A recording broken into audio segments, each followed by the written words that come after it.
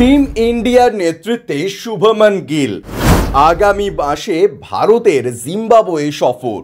আগামী মাসে জিম্বাবুয়ে সফরে যাচ্ছে টিম ইন্ডিয়া। সেই সফরে শুভমন গিলের হাতে উঠেছে ভারতীয় দলের অধিনায়কের আর্মব্যান্ড।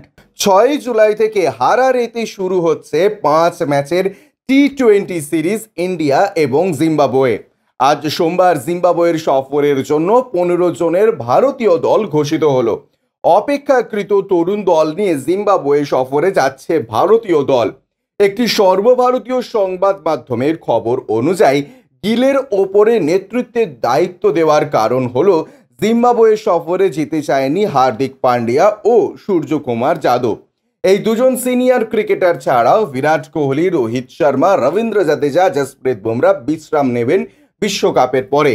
সূত্রের খবর, স্কাই ও হার্দিক পান্ডিয়া জিম্বাবুয়ে সফরে যেতে না চাওয়ায় গিলকে নেতা করা হয়।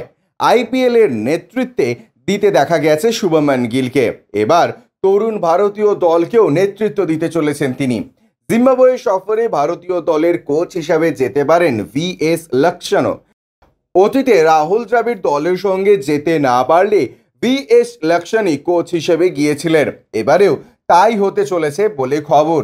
ঘোষিত ভারতীয় দল: শুভমন গিল অধিনায়ক, যশস্বী জয়সওয়াল, ঋতুরাজ গায়কোয়াড়, অভিষেক শর্মা, রিঙ্কু সিং, সঞ্জু স্যামসন, ধ্রুব জুরেল, নীতিশ রেড্ডি, রিয়ান পরাগ, ওয়াশিংটন সুন্দর, রবি বিষ্ণই, আবেশ খান, খলিল আহমেদ, মুকেশ কুমার, তুষার দেশপান্ডে।